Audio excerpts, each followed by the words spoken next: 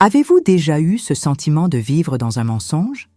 Cette petite démangeaison au fond de l'âme qui vous dit que quelque chose ne va pas, mais vous continuez parce que vous avez peur de découvrir ce qui se cache derrière le rideau? J'ai vécu ainsi pendant 12 longues années, jusqu'au jour où j'ai répondu à un appel téléphonique qui a tout changé. Bonjour mes chers, je m'appelle Jeanne Dubois, j'ai 77 ans aujourd'hui, née et élevée à Carcassonne, dans le sud de la France. Avant de continuer mon histoire, j'aimerais vous demander d'aimer cette vidéo, de vous abonner à la chaîne et de commenter d'où vous regardez. C'est toujours une joie de savoir que mes paroles atteignent tant d'endroits différents. Bien, revenons à 1968. J'avais 20 ans quand j'ai épousé Olivier. Ah, quelle jeune fille rêveuse j'étais. Je viens d'une famille modeste. Mon père vendait des fruits au marché et ma mère cousait pour les autres. J'ai étudié jusqu'au certificat d'études primaires, comme c'était courant pour les filles de mon époque. En ce temps-là, le rêve de toute jeune fille était de trouver un bon mari, de fonder une famille, d'avoir une maison à soi. Olivier est apparu dans ma vie comme un cadeau du ciel. Du moins, c'est ce que je pensais. Il avait 28 ans et possédait une petite épicerie prospère au centre-ville. Il avait des manières gentilles, parlait bien, me traitait comme une princesse pendant nos fiançailles. Chaque dimanche, il venait déjeuner chez nous, apportait toujours une petite douceur pour ma mère, discutait politique avec mon père. Il a conquis toute ma famille. Nous nous sommes mariés à l'église principale avec une robe blanche que ma mère a cousue pendant 3 mois. La fête était simple, mais ce fut le jour le plus heureux de ma vie jusqu'alors. Olivier avait acheté une petite maison de 3 chambres dans la partie la plus récente de la ville. Elle n'était pas luxueuse, mais pour moi, qui partageais une petite chambre avec 2 sœurs, elle ressemblait à un palais. Les premières années furent comme un rêve.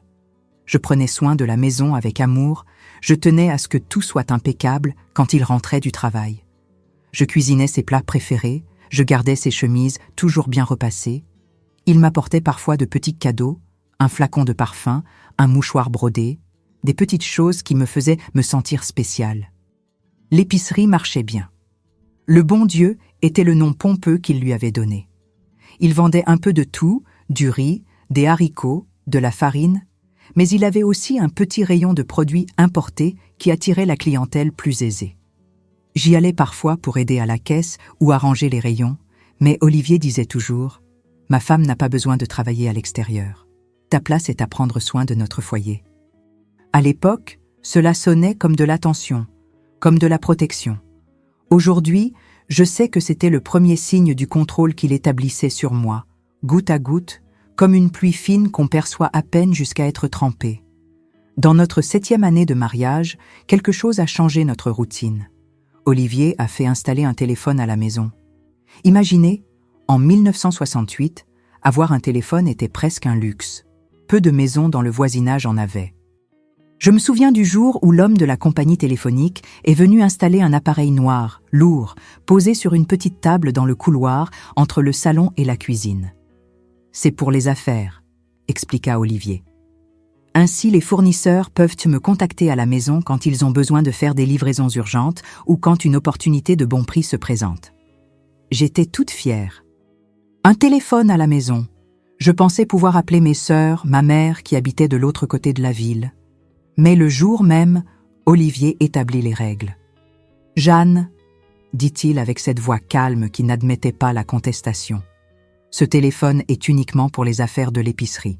Je ne veux pas de facture élevée à la fin du mois. Et plus important, quand il sonne et que je ne suis pas là, tu ne réponds pas. Laisse-le sonner. Si c'est important, ils rappelleront plus tard. » Je trouvais cela étrange, je l'avoue. Mais qui étais-je pour questionner? Il était l'homme de la maison, le soutien de famille. S'il disait que le téléphone était pour les affaires, alors c'était pour les affaires. De plus, je savais à peine comment utiliser cet engin. La première fois que j'ai essayé, j'étais si nerveuse en parlant avec la standardiste qu'Olivier s'est moqué de moi pendant 1 semaine. Ainsi, le téléphone est devenu un objet presque sacré dans notre maison. On pouvait le voir, mais pas y toucher. J'enlevais la poussière tous les jours, mais c'était tout. Quand il sonnait en l'absence d'Olivier, je le regardais comme on regarde un serpent prêt à attaquer. Je le laissais sonner jusqu'à ce qu'il s'arrête, comptant parfois les sonneries, comme on compte les battements anxieux du cœur. Avec le temps, j'ai commencé à remarquer un schéma. Le téléphone sonnait davantage le soir, après 20 heures, quand les magasins étaient déjà fermés. Quel fournisseur appellerait à cette heure? Et plus curieux encore, Olivier a commencé à tenir à répondre toujours à la première ou deuxième sonnerie, comme s'il attendait l'appel. Quand il répondait, sa voix changeait, devenait plus basse, plus contenue. Parfois il disait juste oui, non, des phrases courtes, puis il raccrochait. C'est à peu près à cette époque que j'ai remarqué les premiers changements chez Olivier. Il a commencé à rentrer plus tard, disant qu'il devait faire la fermeture de la caisse, vérifier le stock, attendre des livraisons en retard. Il a commencé à sortir certains soirs, prétextant des réunions avec d'autres commerçants de la région. Quand je demandais des détails, il répondait avec impatience « Ce sont des affaires d'hommes, Jeanne. Tu ne comprendrais pas. » Je ne questionnais pas. C'était ainsi que les épouses devaient se comporter à cette époque, faire confiance, soutenir, ne pas créer de problèmes. Ma mère disait toujours « L'homme a ses affaires, la femme les siennes, ne te mêle pas de ce qui ne te regarde pas. » Et je suivais ce conseil à la lettre. Mais il y avait plus. Olivier, qui avait toujours été prudent avec l'argent, est devenu encore plus contrôlant avec les finances de la maison. Avant, il me donnait une somme au début du mois pour les achats et les dépenses, et je la gérais comme je le jugeais bon.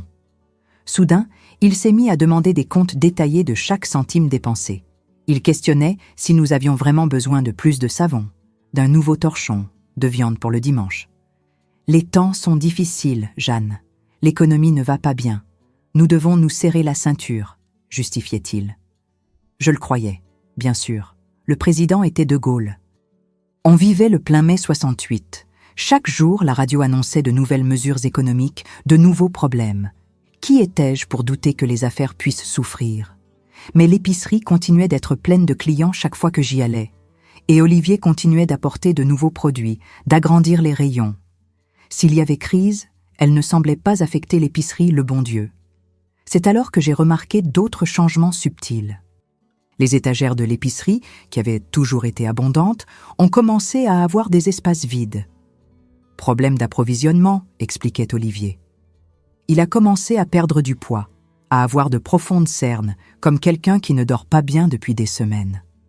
Plusieurs fois, je l'ai surpris éveillé en pleine nuit, assis à la table de la cuisine, faisant des comptes dans des carnets qu'il fermait rapidement quand j'apparaissais.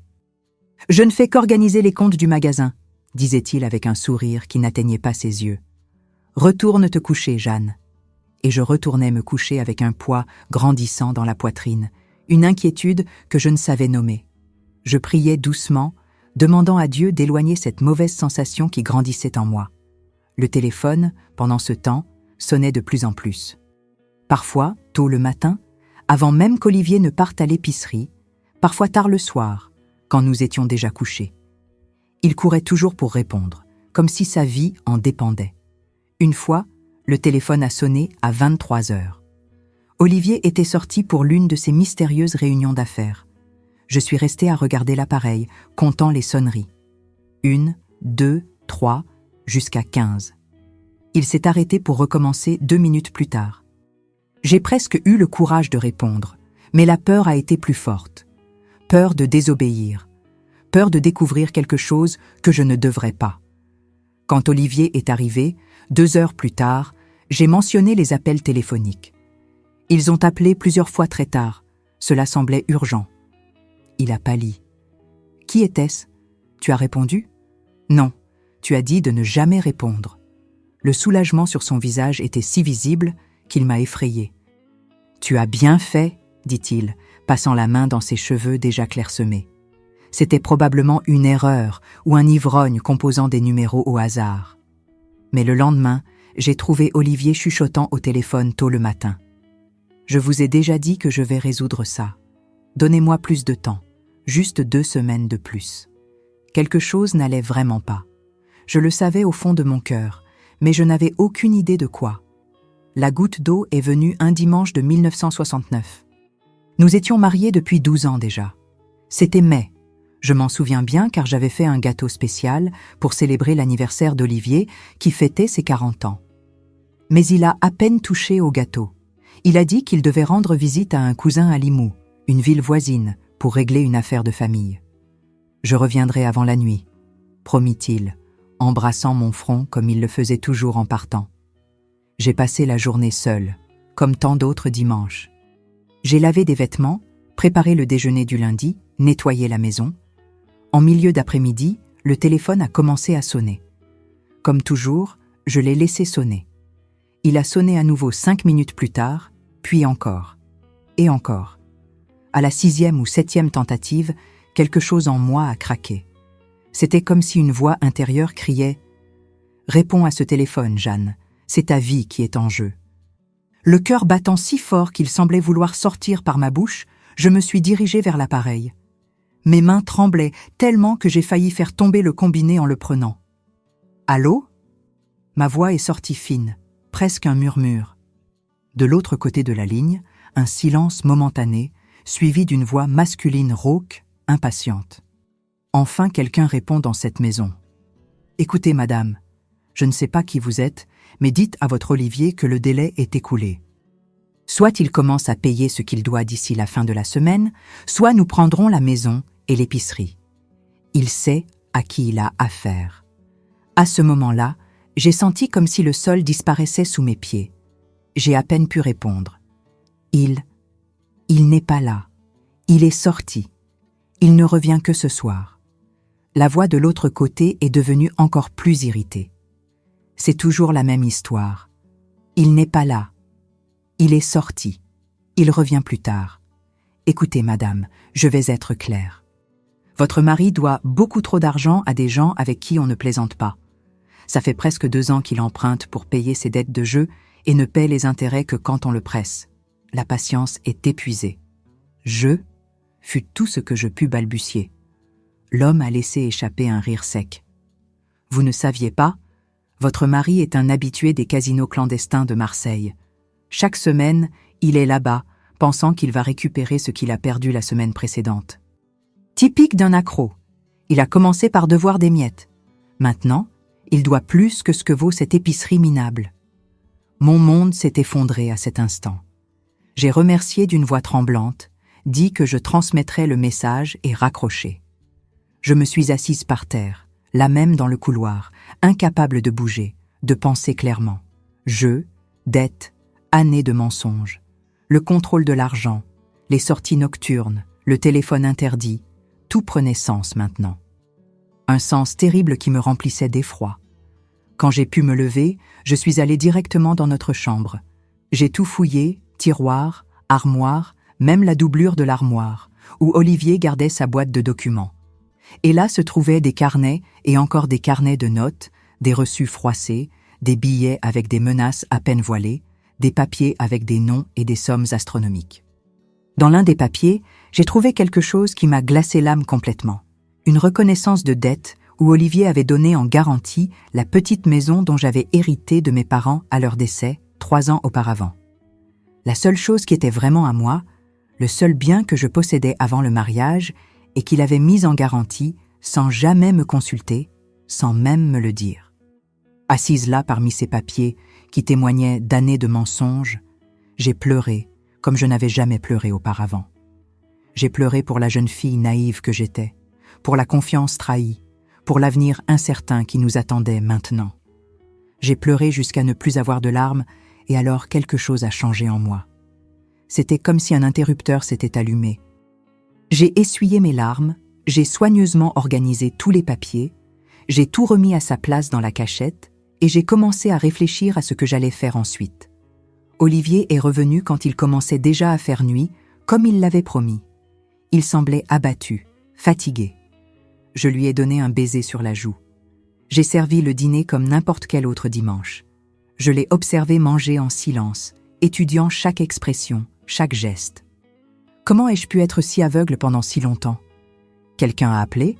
A-t-il demandé négligemment, comme il le faisait tous les soirs. J'ai respiré profondément. C'était le moment de vérité. Oui, Olivier, quelqu'un a appelé, et cette fois, j'ai répondu. Vous auriez dû voir sa tête à ce moment-là. C'était comme si Olivier avait vu un fantôme. Sa fourchette est tombée de sa main et a heurté l'assiette avec un bruit qui semblait résonner dans toute la maison. Tu as répondu au téléphone ?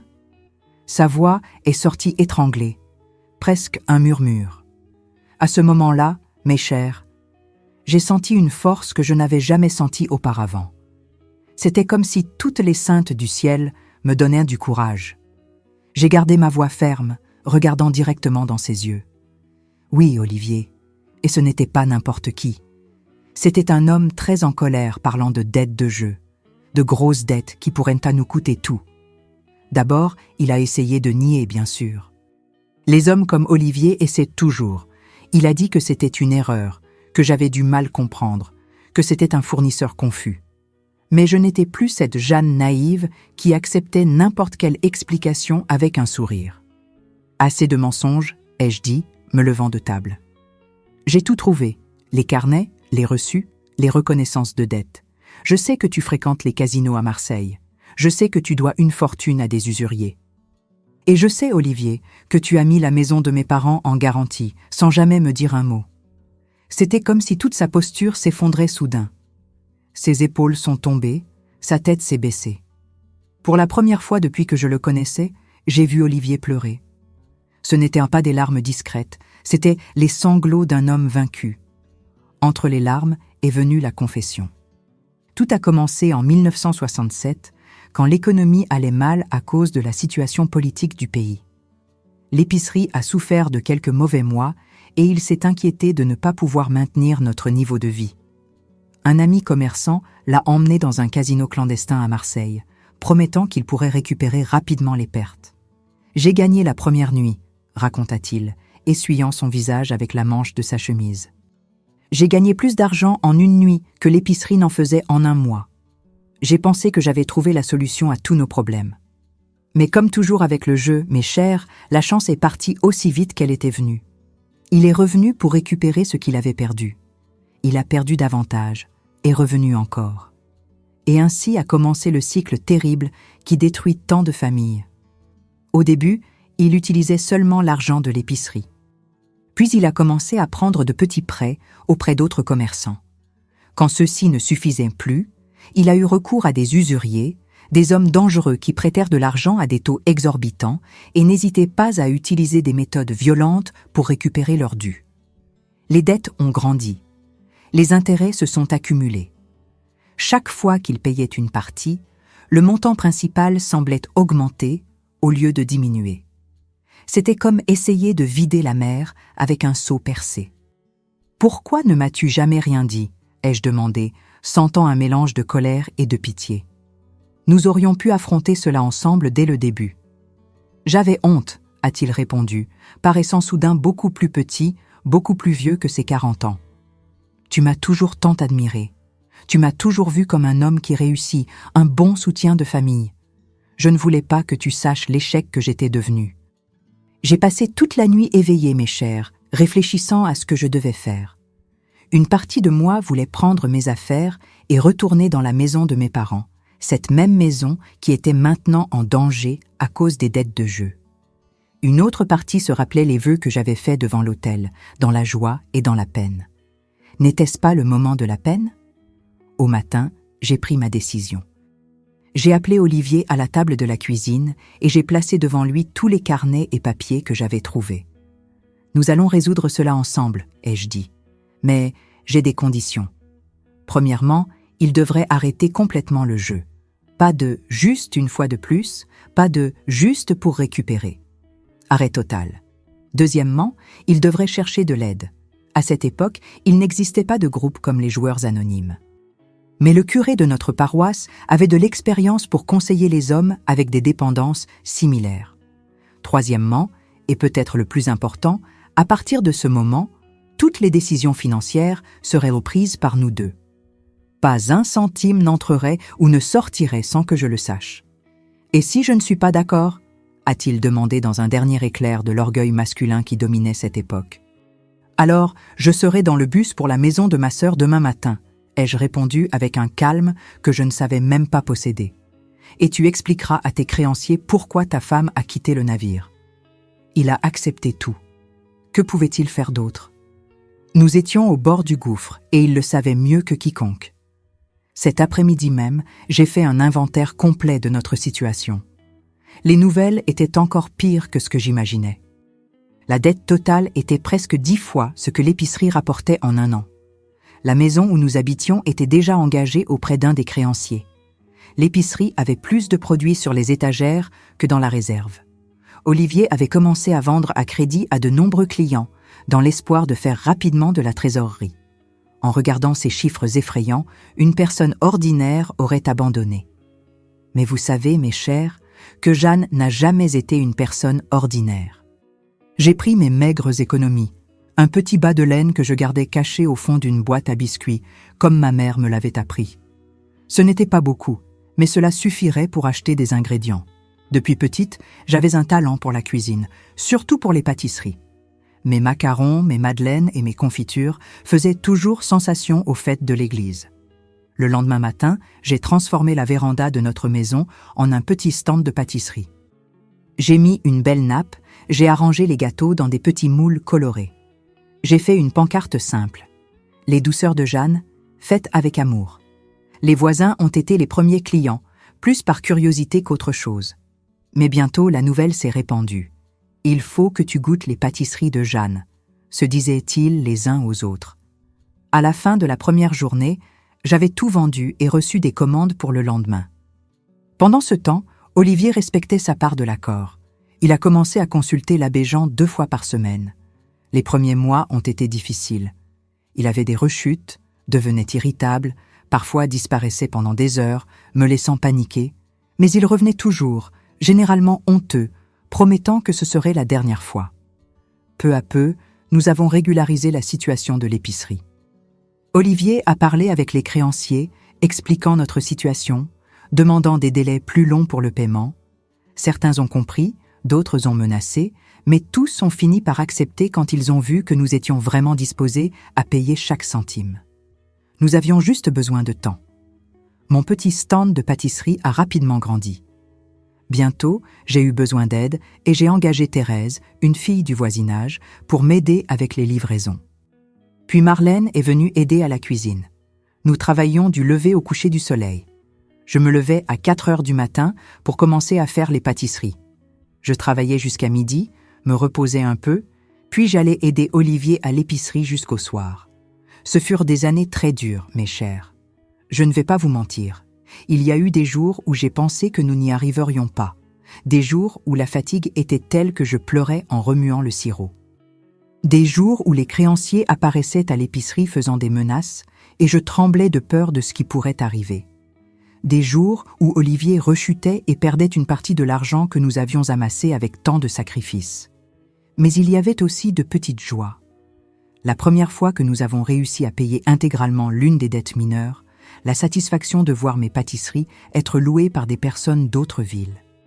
La fierté dans les yeux d'Olivier quand il réussissait à compléter 1 mois de plus sans succomber à l'addiction.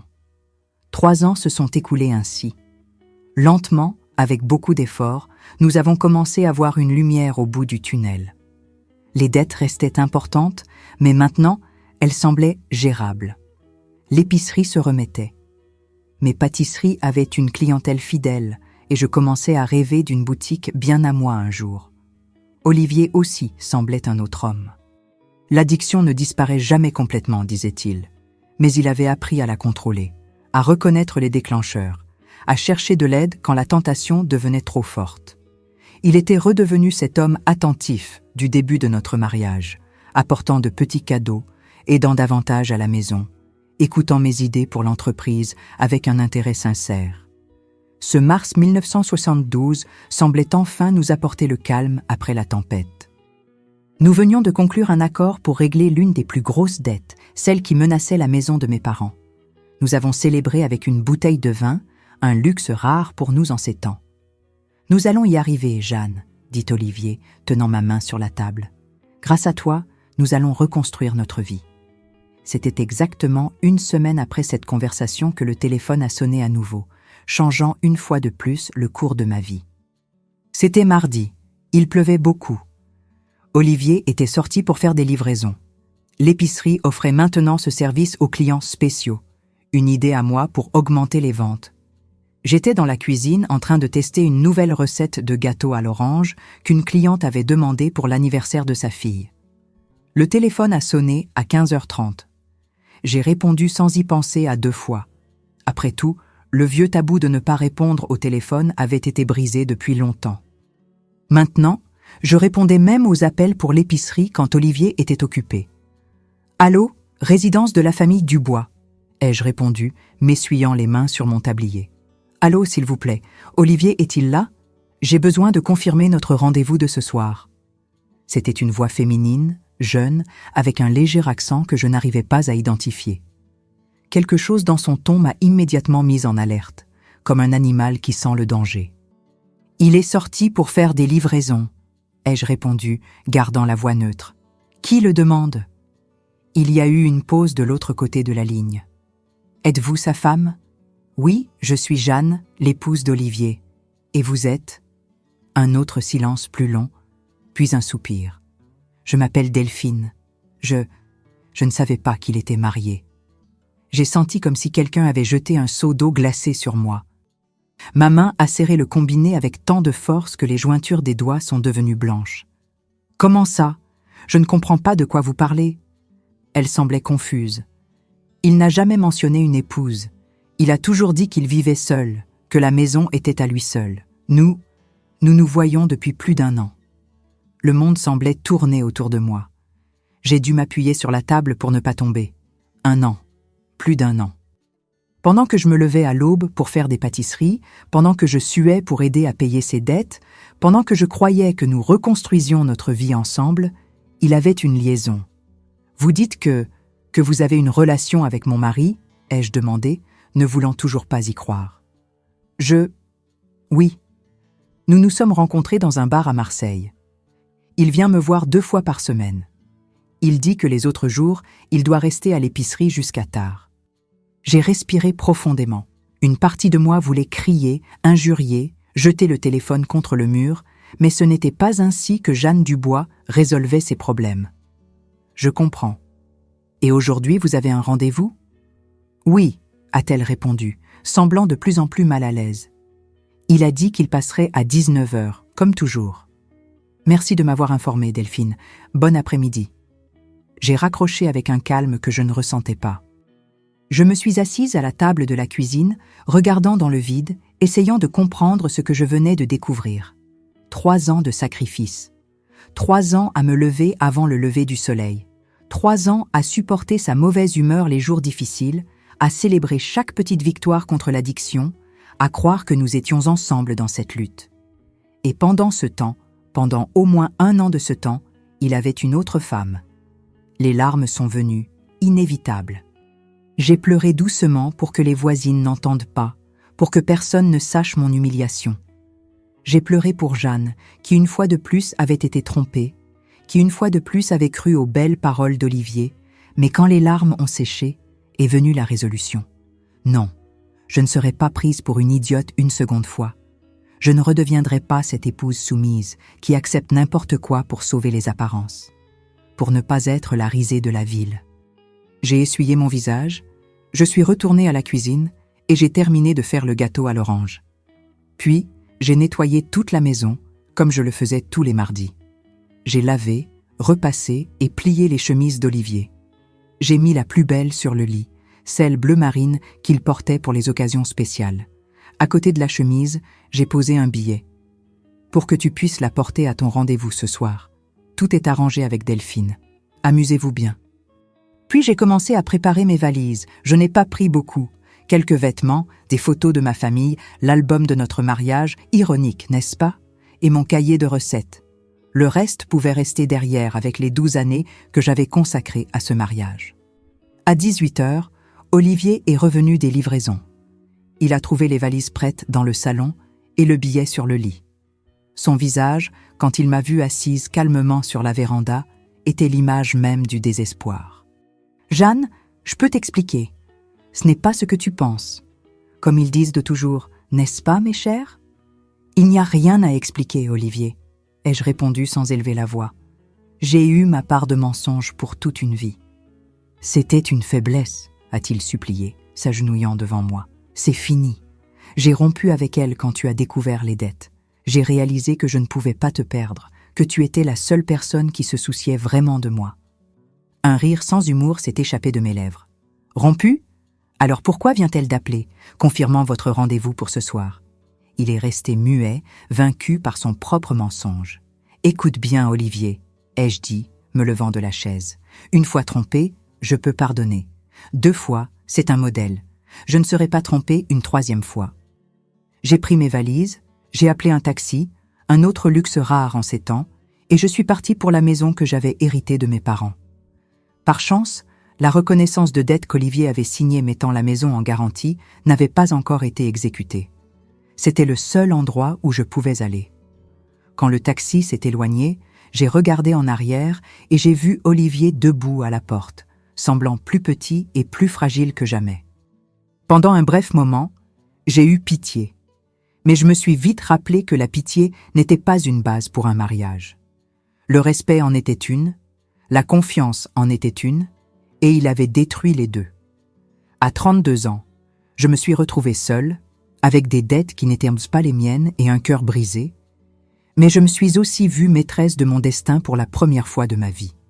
Et cette Jeanne, mes chers, cette Jeanne commençait tout juste à découvrir sa force. Vous connaissez ce dicton qui dit « Dieu ferme une porte et ouvre une fenêtre ?» Dans ma vie, ce n'était pas tout à fait comme ça. Dieu a fermé une porte et m'a laissé dans le couloir sombre pendant un petit moment, attendant que je trouve moi-même le courage d'ouvrir la suivante. Et c'est exactement ce que j'ai fait. Cette petite maison dont j'avais hérité de mes parents semblait si différente maintenant. Quand ils étaient vivants, c'était un foyer plein de rires, d'odeurs de bonne cuisine, de conversations sur la terrasse lors des chaudes nuits d'été. Après leur départ et mon mariage avec Olivier, c'était devenu juste un bien immobilier, une propriété, et maintenant c'était mon seul refuge.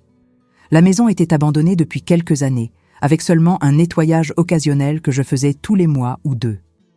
Il y avait de la poussière partout, des toiles d'araignées dans les coins, la cour envahie par les mauvaises herbes, mais elle avait un toit, des murs solides, et le plus important, elle était à mon nom. J'ai passé la première nuit à pleurer. Je ne vais pas vous mentir. J'ai pleuré pour le temps perdu, pour l'amour gaspillé, pour l'humiliation. Mais le matin, quand les premiers rayons de soleil sont entrés par la fenêtre, j'ai séché mes larmes et j'ai commencé à nettoyer. Je n'avais pas le temps de me lamenter. J'avais toute une vie à reconstruire. En 3 jours, j'ai transformé cette maison poussiéreuse en un foyer à nouveau. J'ai nettoyé chaque coin, arrangé le peu de meubles qui restaient, improvisé des rideaux avec de vieux tissus que j'avais trouvés rangés. Le 4e jour, j'ai transformé la cuisine en ma nouvelle fabrique de pâtisserie. Je n'avais pas les équipements de la maison que je partageais avec Olivier. Je n'avais pas d'argent pour en acheter de nouveaux. Mais j'avais mes mains, mes recettes gardées en mémoire et une détermination farouche à ne plus jamais dépendre d'un homme pour survivre. Le premier défi était d'obtenir des ingrédients. J'ai utilisé le peu d'argent que j'avais pour acheter du sucre, des fruits, de la farine. J'ai commencé avec des recettes simples qui exigeaient peu d'ingrédients, des macarons, des madeleines, des petits gâteaux. J'ai fait une pancarte simple, les douceurs de Jeanne, maintenant à une nouvelle adresse. Au début, ce fut difficile. Les gens de la ville connaissaient déjà mes pâtisseries, mais la nouvelle de la séparation s'est répandue comme une traînée de poudre. En 1972, une femme séparée était vue d'un autre œil. Beaucoup de dames, qui avant louaient mes pâtisseries, feignaient maintenant de ne pas me voir dans la rue. Certaines ont même cessé d'acheter, disant qu'elles ne soutenaient pas une femme qui abandonnait son mari.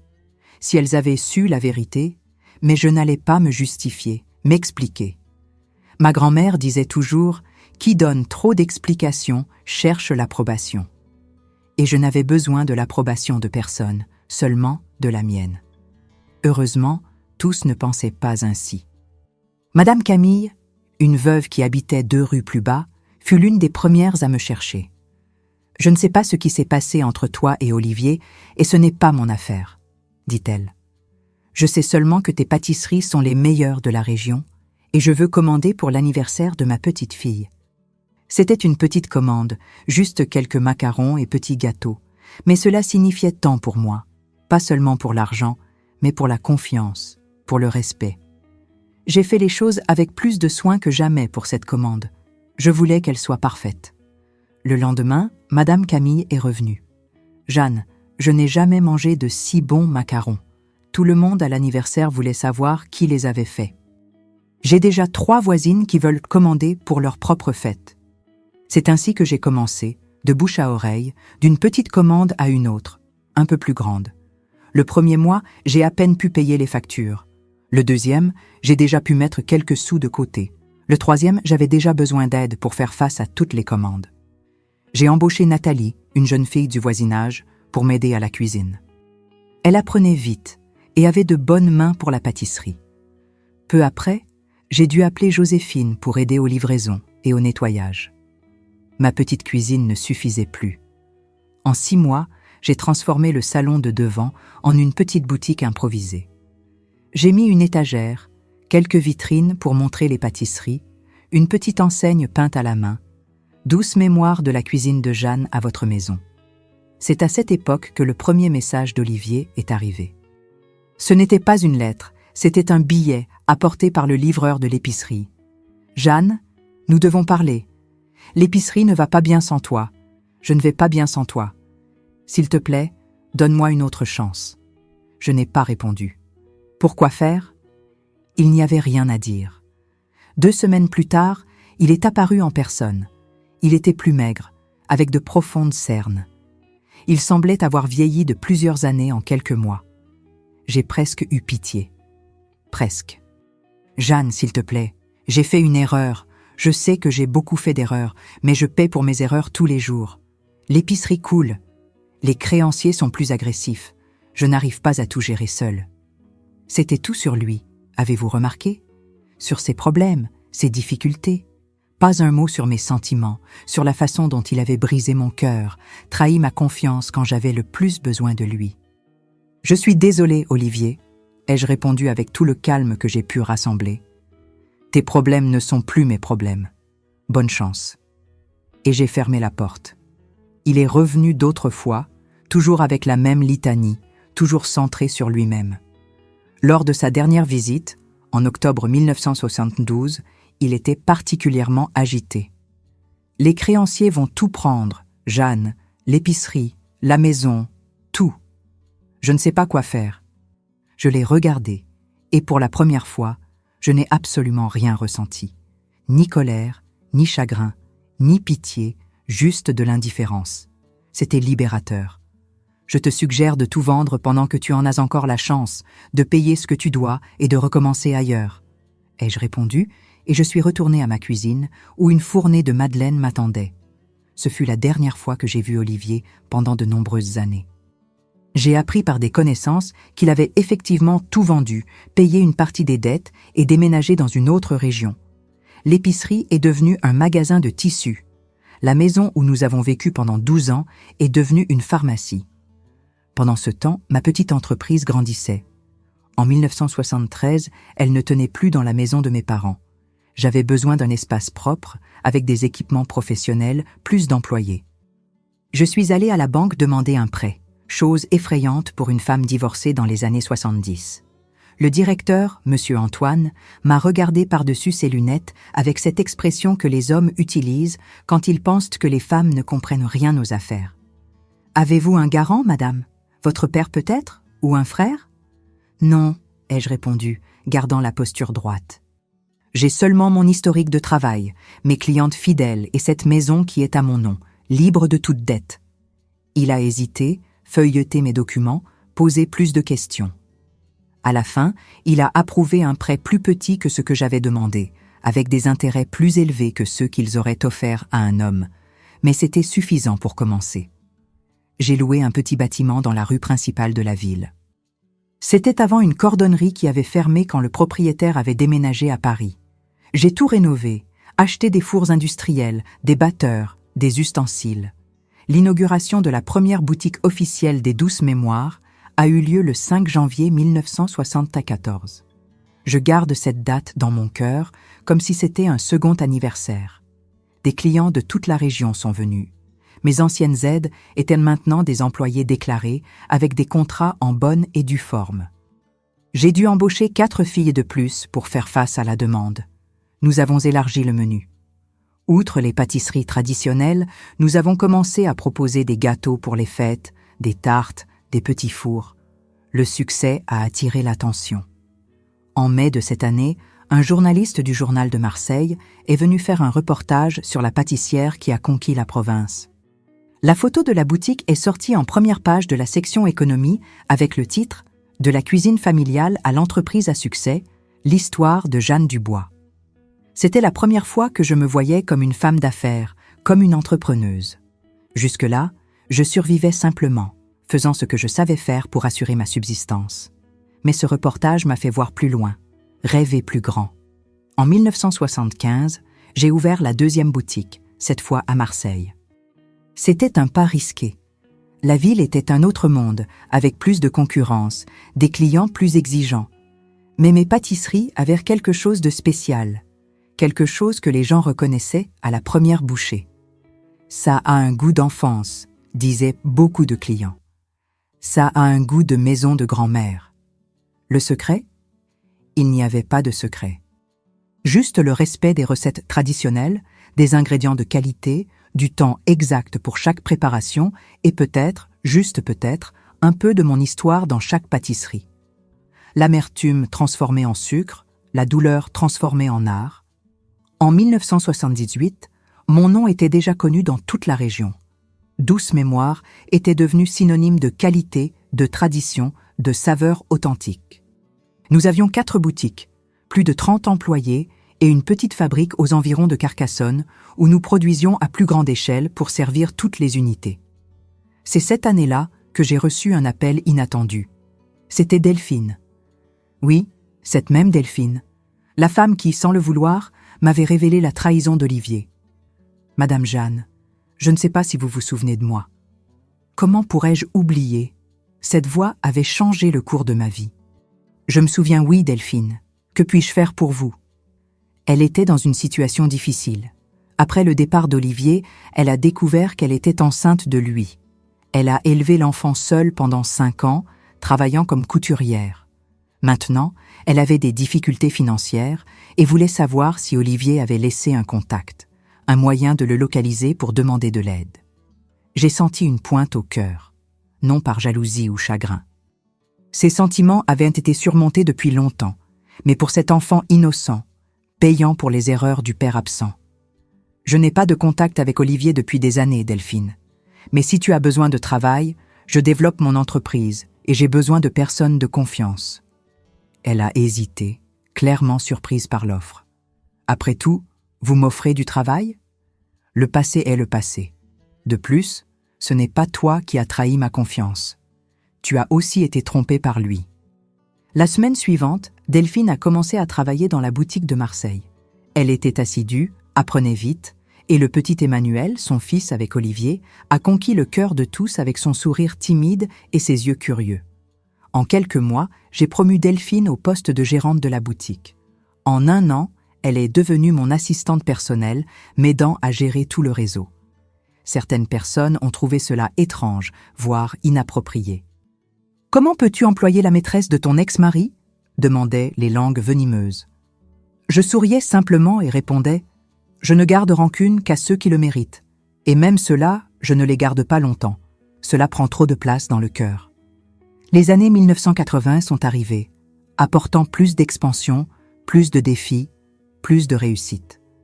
Nous avons ouvert des boutiques à Lyon, Nice, Toulouse. Nos pâtisseries ont commencé à être vendues dans les supermarchés, emballées sous notre marque déposée, une silhouette de femme remuant un chaudron avec le slogan « Saveur de dépassement de soi ». En 1982, j'ai reçu une offre pour vendre l'entreprise à un groupe plus important. Ils ont offert une fortune, plus d'argent que je n'avais jamais rêvé d'avoir. J'ai refusé sans hésiter. Douce Mémoire n'était pas seulement une entreprise pour moi, c'était mon histoire, ma libération. Ma preuve qu'il est possible de recommencer de zéro et de construire quelque chose de solide, quelque chose de vrai. À cette époque, j'ai commencé à penser à l'héritage. Je n'ai pas eu d'enfant, un autre rêve qu'Olivier a repoussé jusqu'à ce qu'il soit trop tard, mais j'avais mes employés, dont beaucoup étaient avec moi depuis le début. J'avais Emmanuel, le fils de Delphine, qui à 10 ans disait déjà qu'il voulait diriger la fabrique de pâtisserie de Tante Jeanne quand il serait grand. J'ai décidé de créer un programme de participation aux bénéfices, quelque chose de révolutionnaire pour une entreprise de cette taille à l'époque. Mes employées les plus anciennes ont reçu de petits pourcentages de l'entreprise. J'ai aussi créé un fonds d'éducation pour leurs enfants, garantissant que tous pourraient étudier, avoir des opportunités que leur mère n'avait pas eues. En 1985, nous avons eu la plus grande preuve que nous étions sur la bonne voie. Le magazine Affaires et Finances, l'un des plus importants du pays, a publié un article de couverture sur les 10 femmes d'affaires les plus réussies du Sud. J'étais là, Jeanne Dubois, ex-femme au foyer, maintenant à la tête d'un empire de pâtisserie avec un chiffre d'affaires annuel de millions.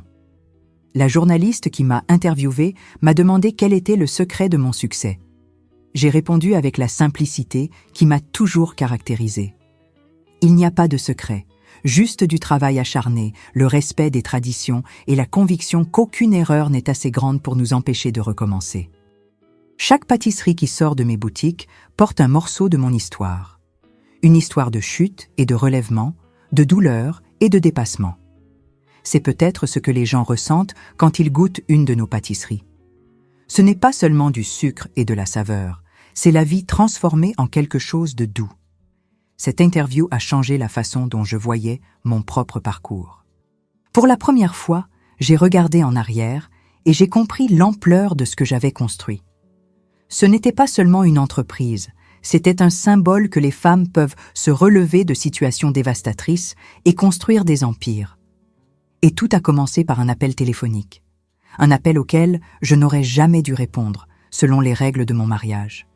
Un appel qui a brisé mon cœur, mais a libéré mon âme. C'est drôle comme la vie fonctionne, n'est-ce pas, mes chers? Parfois, la plus grande douleur peut être le début de la plus grande joie. Parfois, la fin est juste le commencement de quelque chose de beaucoup plus grand que nous n'aurions jamais pu imaginer.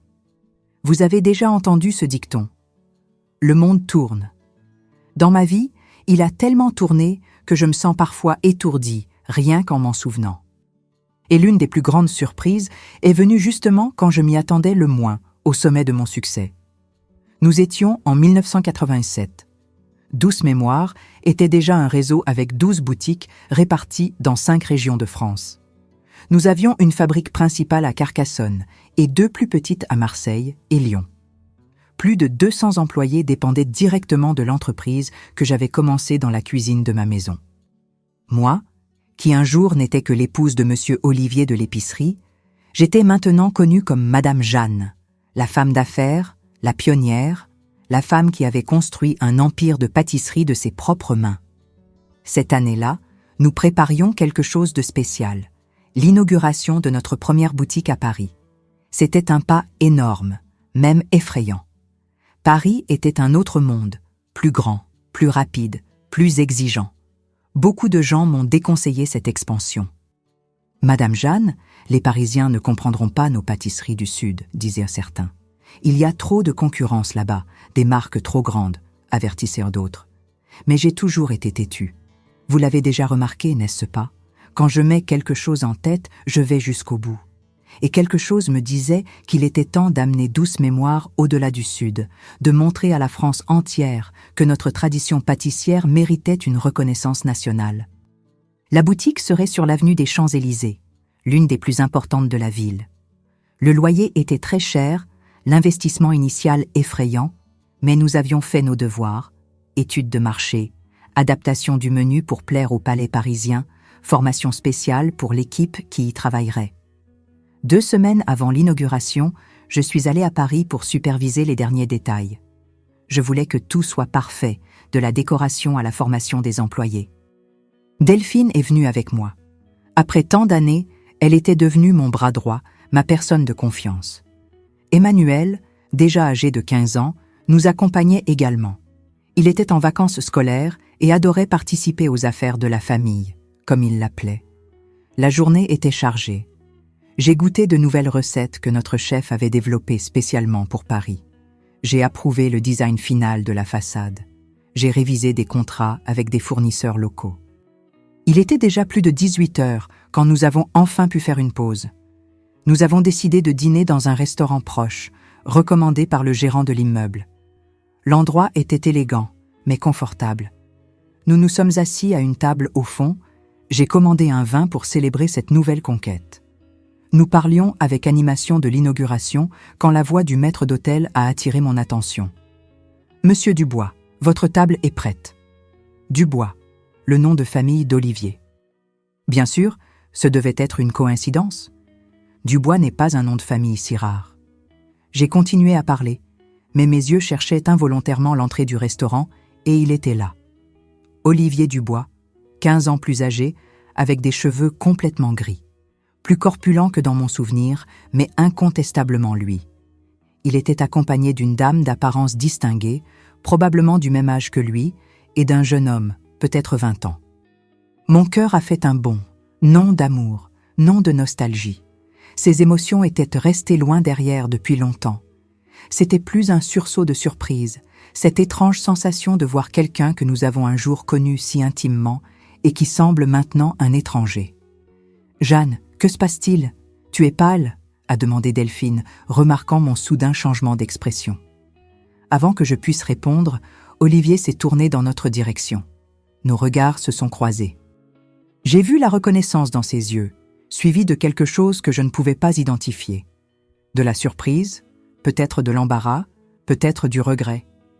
Il a murmuré quelque chose à la femme à ses côtés, puis, à ma surprise, a commencé à marcher vers notre table. « Jeanne !»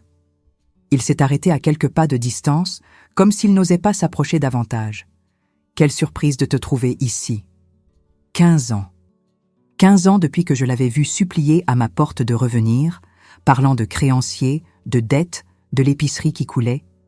Et maintenant, il était là, bien habillé, apparemment à l'aise financièrement, dans l'un des restaurants les plus chers de Paris. « Bonjour, Olivier », ai-je répondu, gardant ma voix ferme. C'est vraiment une surprise. Un silence gênant s'est installé. Delphine regardait de l'un à l'autre, confuse. Emmanuel, qui n'avait jamais entendu parler d'Olivier, j'évitais de mentionner cette partie de ma vie, semblait intrigué. « Tu as l'air en pleine forme », a-t-il finalement dit. « J'ai entendu parler de ton succès. Les douces mémoires sont partout dans le Sud, n'est-ce pas ?» J'ai acquiescé sans savoir exactement quoi dire. Une partie de moi voulait le renvoyer, lui dire que nous n'avions rien à nous dire après tant d'années, après tout ce qui s'était passé. Mais une autre partie, peut-être la partie plus âgée, plus sage, était curieuse. Comment s'était-il remis? Qu'était-il advenu de sa vie? Et qui étaient ces personnes avec lui? Comme s'il lisait dans mes pensées, Olivier s'est retourné et a fait un geste vers la femme et le jeune homme qui l'accompagnaient. Ils se sont approchés, tous deux avec des expressions poliment curieuses. « Jeanne, voici Claire, mon épouse, et voici Raphaël, notre fils. » Épouse, fils. Olivier avait reconstruit sa vie, tout comme j'avais reconstruit la mienne. Pour une raison quelconque, cela m'a apporté un étrange réconfort. J'ai salué les deux avec politesse. Claire avait un sourire aimable, des yeux intelligents. Raphaël était le portrait craché de son père dans sa jeunesse, les mêmes yeux en amande, le même menton fort. « C'est un plaisir de vous rencontrer, Madame Jeanne », dit Claire avec une sincérité qui m'a surprise. « Olivier m'a beaucoup parlé de vous. » J'ai haussé les sourcils sans pouvoir cacher ma surprise. Olivier parlait de moi à son épouse actuelle. Qu'avait-il bien pu dire? Qu'il m'avait trompé, qu'il avait ruiné notre mariage avec des dettes de jeu et des mensonges. « Seulement des bonnes choses, je vous assure », a ajouté Claire, comme si elle percevait mon malaise. « Sur votre force, votre détermination, comment vous avez commencé votre entreprise de zéro et l'avez transformée en quelque chose de si réussi. » C'était inattendu. Avant que je puisse répondre, je me suis souvenu de Delphine et Emmanuel, assis à la table, observant tout avec une curiosité évidente. « Voici Delphine, mon associée et amie », ai-je présenté. « Et voici Emmanuel, son fils. » J'ai vu les yeux d'Olivier s'écarquiller légèrement en regardant Emmanuel. Avait-il reconnu quelque chose de familier dans ce jeune visage? S'était-il rendu compte que ce garçon aurait pu être son fils aussi? S'il l'avait perçu, il n'en a rien montré. Il les a salués tous deux poliment, puis, à ma surprise, a demandé « Vous avez déjà commandé? Cela vous dérangerait si nous nous joignions à vous? Après tant d'années, ce serait bien de discuter un peu. » J'ai regardé Delphine, cherchant son approbation. Après tout, elle avait plus de raisons que moi de ne pas vouloir de la compagnie d'Olivier. Mais Delphine, toujours surprenante, a haussé les épaules et souri. Pour moi, pas de problème. Et ainsi, ce qui avait commencé comme un dîner d'affaires s'est transformé en quelque chose de complètement inattendu, une rencontre avec le passé que je pensais avoir laissé derrière moi. Les premières minutes ont été étranges, tendues. Nous avons parlé du temps, de Paris, de banalité. Mais après que le vin a été servi et que la nourriture est arrivée, la conversation a commencé à couler de façon plus naturelle. Olivier nous a raconté qu'après avoir tout vendu à Carcassonne et payé une partie des dettes, il avait déménagé à Bordeaux. Là, il avait trouvé un emploi comme gérant d'une boulangerie. Il y avait rencontré Claire, qui était institutrice, et ils s'étaient mariés en 1974. Raphaël était né l'année suivante. Ce furent des années difficiles, a-t-il admis, sans cacher la vérité. Il avait encore beaucoup de dettes à payer. Il travaillait à 2 emplois pour pouvoir honorer ses engagements. Mais une chose que j'ai apprise de mes erreurs, Jeanne, c'est l'importance de l'honnêteté. Je n'ai plus jamais voulu entendre parler de jeu, je n'ai plus jamais voulu vivre d'apparence. Selon lui, le tournant est venu quand le propriétaire de la boulangerie, déjà âgé et sans enfant, a décidé de prendre sa retraite et lui a offert une association.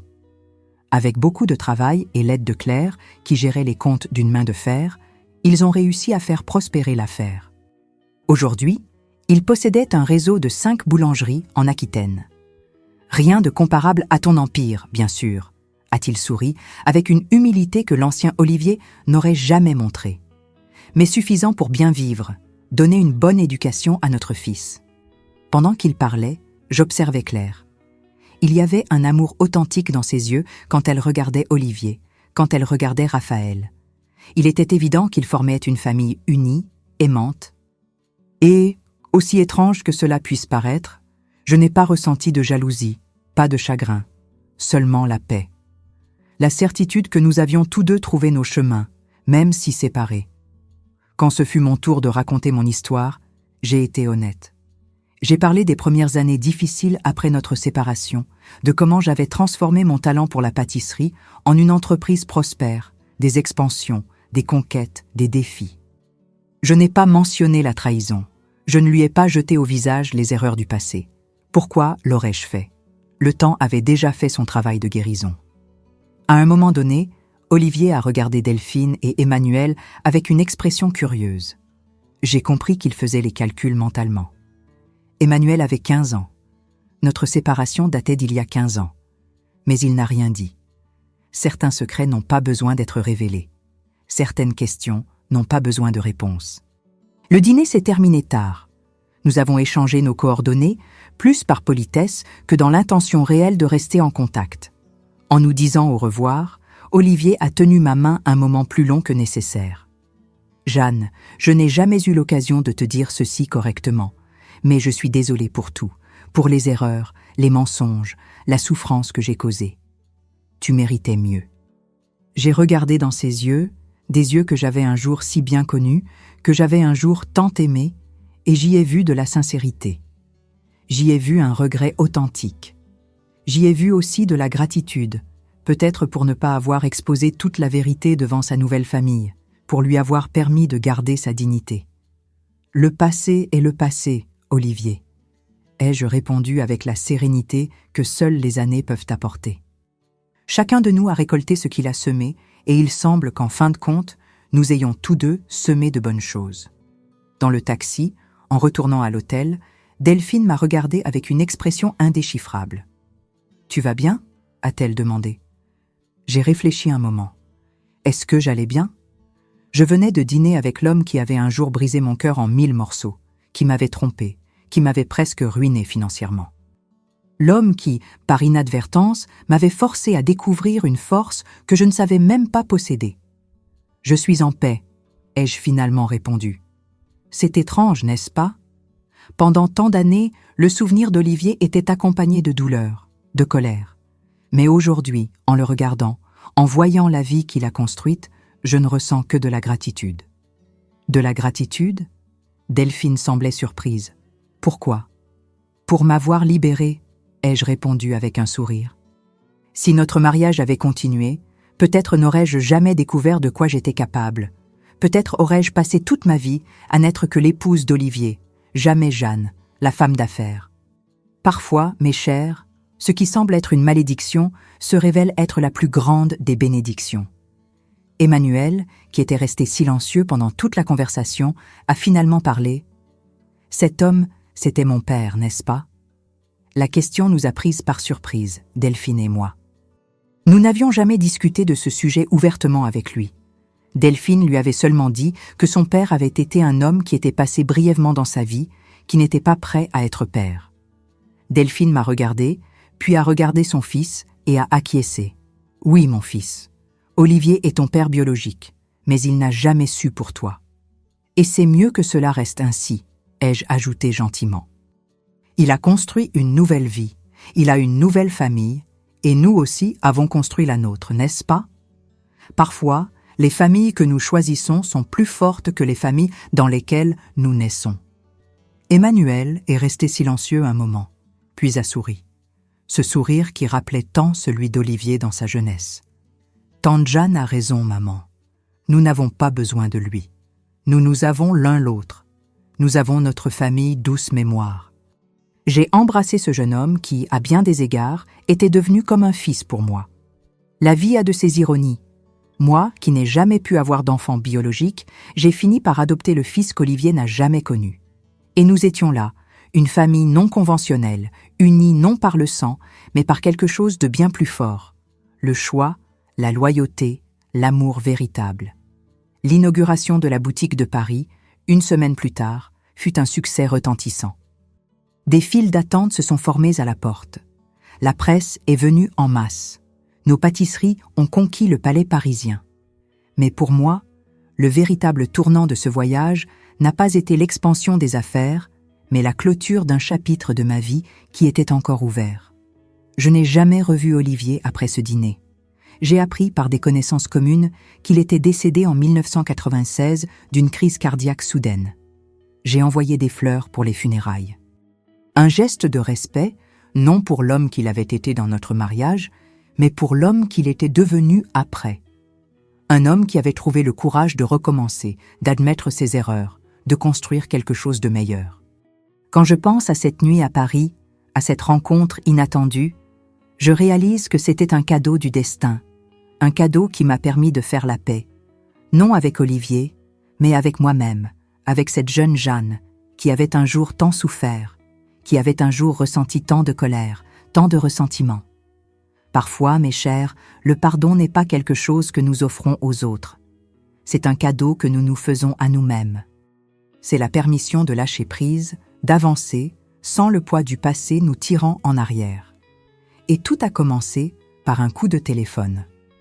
Un coup de téléphone auquel je n'aurais jamais dû répondre, selon les règles imposées par Olivier. Un coup de téléphone qui a tout changé, qui m'a montré la vérité, qui m'a libérée. Si je suis ici aujourd'hui à partager mon histoire avec vous, c'est parce que j'ai eu le courage de répondre à ce téléphone, le courage d'affronter la vérité, aussi douloureuse soit-elle, le courage de dire non à une vie de mensonges et oui à l'inconnu, au recommencement. Et s'il y a une leçon que je veux vous laisser, c'est celle-ci. Il n'est jamais trop tard pour recommencer. Il n'est jamais trop tard pour découvrir sa propre force. Et, par-dessus tout, il n'est jamais trop tard pour transformer sa douleur en quelque chose de doux. Quelque chose qui nourrit non seulement votre corps, mais aussi votre âme. Savez-vous ce que c'est que de regarder en arrière sur toute une vie et de ressentir ce mélange de fierté, de gratitude et d'étonnement? C'est ce que je ressens aujourd'hui, à 67 ans, assise sur cette terrasse avec vue sur le jardin que j'ai planté de mes propres mains, tout comme j'ai planté chaque graine de mon entreprise. Le temps passe de façon étrange, n'est-ce pas? Il semble que c'était hier que j'étais dans la cuisine de la maison de mes parents, mélangeant sucre et fruits avec des mains tremblantes d'incertitude. Et soudain, nous sommes en 2025. Et Douce Mémoire est une marque reconnue dans toute la France, avec plus de 40 boutiques réparties dans 15 régions. Beaucoup de gens me demandent quand je vais prendre ma retraite. Je souris et réponds. Prendre ma retraite de quoi? De vivre? Parce que faire des pâtisseries, créer des recettes, visiter les boutiques, parler avec des clients qui me suivent depuis des décennies, ce n'est pas un travail pour moi, c'est la vie, c'est un but. Bien sûr, je ne suis plus dans le quotidien comme avant. Après avoir atteint 70 ans, j'ai confié la présidence exécutive de l'entreprise à Emmanuel. Ce garçon timide que j'ai connu à 5 ans est aujourd'hui un homme brillant de 50 ans, avec un MBA de HEC et un talent naturel pour les affaires qu'il n'a certainement pas hérité d'Olivier. Delphine a pris sa retraite il y a 5 ans. Elle habite une belle maison au bord de la mer à Nice, mais elle apparaît encore aux événements importants de l'entreprise. Nous sommes plus qu'amis, nous sommes sœurs que le destin a unies de la manière la plus improbable. Qui aurait dit que l'autre femme deviendrait l'une des personnes les plus importantes de ma vie? La vie a de ses ironies, mes chers, et peut-être que la plus grande d'entre elles est que tout a commencé par un appel téléphonique que je n'aurais jamais dû prendre.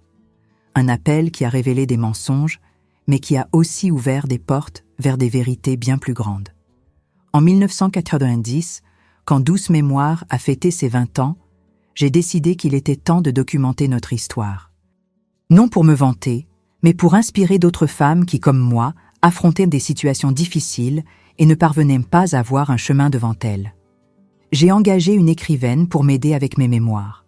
Nous avons passé 6 mois à revisiter chaque moment du voyage, depuis le mariage avec Olivier, les dettes de jeu, la trahison, jusqu'aux premières pâtisseries vendues sur la véranda, la première boutique, l'expansion vers d'autres villes. Quand le livre « Douce Mémoire, comment j'ai transformé l'amertume en sucre » a été publié en 1992, je ne m'attendais pas à ce qu'il cause un tel impact. J'ai reçu des milliers de lettres de femmes de tout le pays. Certaines dans des situations semblables à la mienne, d'autres affrontant des défis complètement différents, mais toutes cherchant la même chose, le courage de recommencer. Une lettre en particulier, je ne l'oublierai jamais.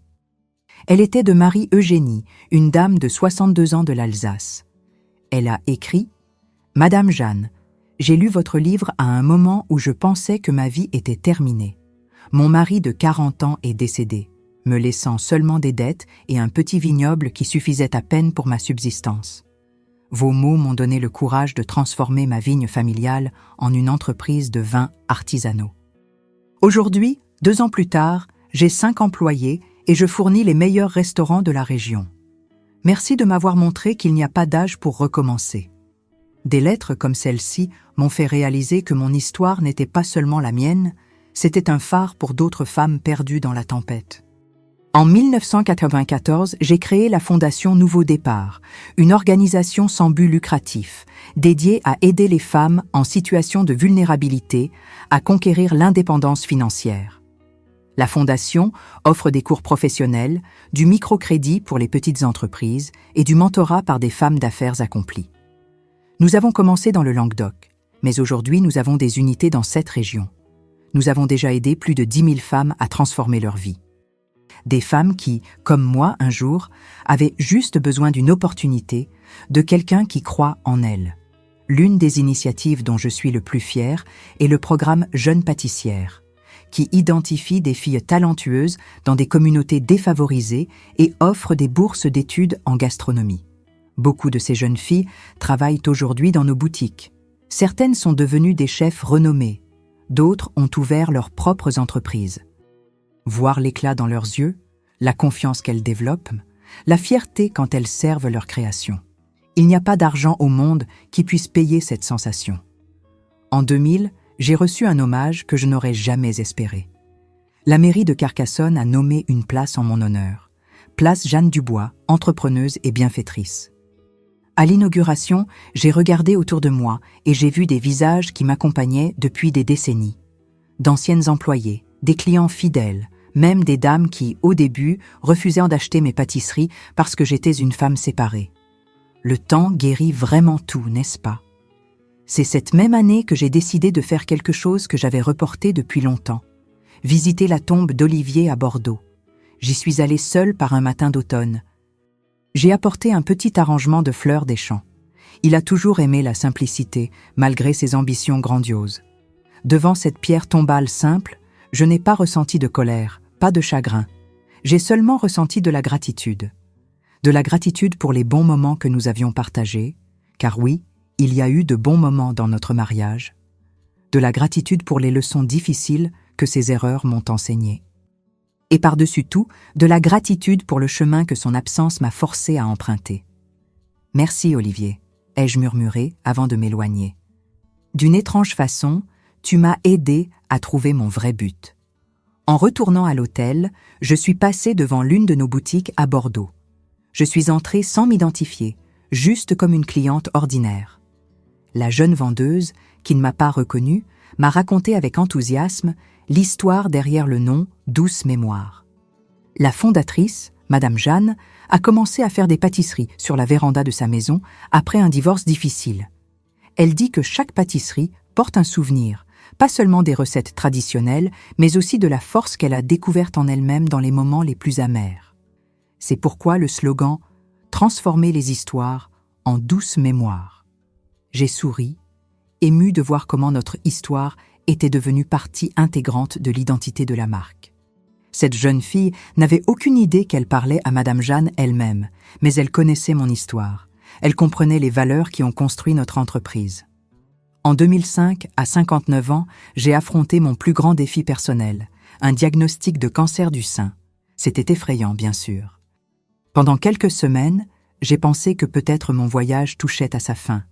Mais alors je me suis souvenu de toutes les autres batailles que j'avais affrontées, certaines bien plus désespérées que celle-ci, quand j'avais beaucoup moins de ressources, beaucoup moins de soutien. Si j'ai survécu à cet appel téléphonique en 1969, je peux survivre à cela, me suis-je dit. Le traitement a été difficile. Chirurgie, chimiothérapie, radiothérapie. J'ai perdu mes cheveux, j'ai perdu du poids, j'ai perdu de l'énergie, mais je n'ai jamais perdu ma détermination. Emmanuel et Delphine étaient à mes côtés, à chaque consultation, chaque séance de traitement.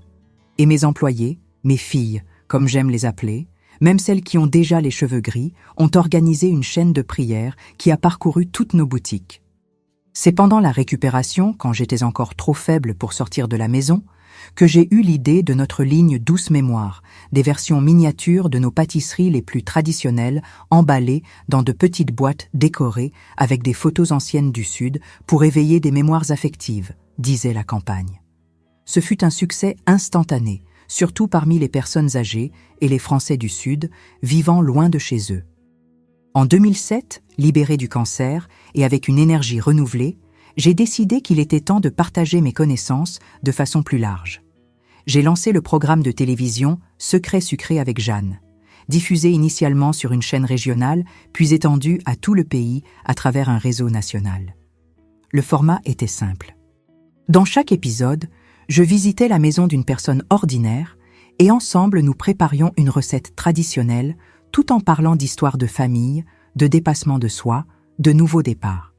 Ce n'était pas seulement une émission culinaire, c'était une émission sur la vie, sur la transformation d'ingrédients simples en quelque chose de spécial, tout comme nous pouvons transformer des expériences difficiles en apprentissages précieux.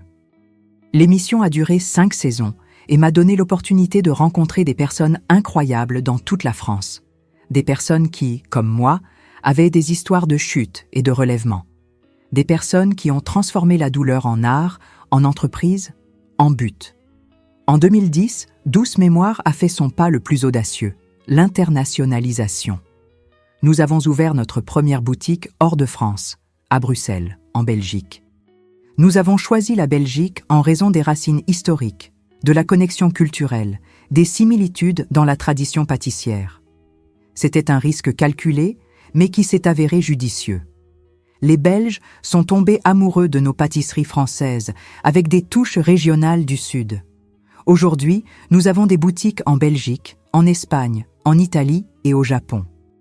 Ce dernier, un marché étonnamment réceptif à nos pâtisseries, en particulier les madeleines, que les Japonais considèrent comme une œuvre d'art culinaire. L'expansion internationale a apporté de nouveaux défis, bien sûr, adaptation des recettes, questions logistiques, différences culturelles, mais aussi la satisfaction de voir notre petite histoire du sud de la France conquérir des palais à travers le monde et de penser que tout a commencé sur une véranda à Carcassonne. En 2015, à 69 ans, j'ai décidé qu'il était temps de réduire mon rôle exécutif dans l'entreprise. Je continuerai comme présidente du conseil, mais l'opération quotidienne resterait entre les mains d'Emmanuel et de l'équipe de directeurs que nous avons formée au fil des années, dont beaucoup étaient des employés qui avaient commencé comme vendeuses ou aides de cuisine et qui avaient grandi avec l'entreprise. Lors de la cérémonie de transition, j'ai remis à Emmanuel une copie encadrée du premier cahier de recettes que j'ai utilisé quand j'ai commencé l'entreprise. Il était jauni, taché de sucre et de graisse, avec des annotations dans les marges faites de mon écriture pressée. Pour moi, ce cahier valait plus que n'importe quel trophée de femme d'affaires de l'année. Voici le vrai cœur de l'entreprise, lui ai-je dit. Ce ne sont pas les contrats, ce ne sont pas les chiffres, ce sont les recettes, les histoires, le soin de chaque détail, le souci de faire en sorte que chaque client se sente spécial. Ne perds jamais cela de vue. Emmanuel a compris. Il a grandi en voyant l'entreprise se développer, il a absorbé nos valeurs, notre culture. Sous sa direction, Douce Mémoire a continué à croître, mais sans perdre l'essence qui nous a amenés jusqu'ici. Aujourd'hui, à 77 ans, je partage mon temps entre des visites occasionnelles aux boutiques, des conférences pour jeunes entrepreneuses, le travail à la fondation et, bien sûr, des moments de repos, quelque chose que j'ai dû apprendre à valoriser avec le temps. Parfois, quand je suis dans la cuisine de ma maison en train d'expérimenter une nouvelle recette, je me souviens de cette jeune Jeanne de 32 ans, effrayée et seule, ne sachant pas ce que l'avenir lui réservait. Si je pouvais remonter le temps et lui dire quelque chose, ce serait « N'aie pas peur. La douleur que tu ressens maintenant se transformera en ta plus grande force. Les larmes d'aujourd'hui adouciront les fruits de demain. » C'est ce que j'essaie de transmettre à chaque femme qui me cherche après une conférence, à chaque lettre que je réponds, à chaque interview que je donne. Que nos histoires, aussi amères qu'elles puissent paraître à certains moments, peuvent être transformées en quelque chose de doux, quelque chose qui nourrit non seulement nous-mêmes, mais tous ceux qui nous entourent. Et tout a commencé par un coup de téléphone. Un coup de téléphone auquel je n'aurais jamais dû répondre, selon les règles imposées par mon ex-mari. Un coup de téléphone qui a révélé des mensonges, mais qui m'a libérée pour vivre ma vérité. S'il y a une leçon que j'aimerais vous laisser, mes chers, c'est celle-ci. Parfois, la plus grande bénédiction vient déguisée en tragédie.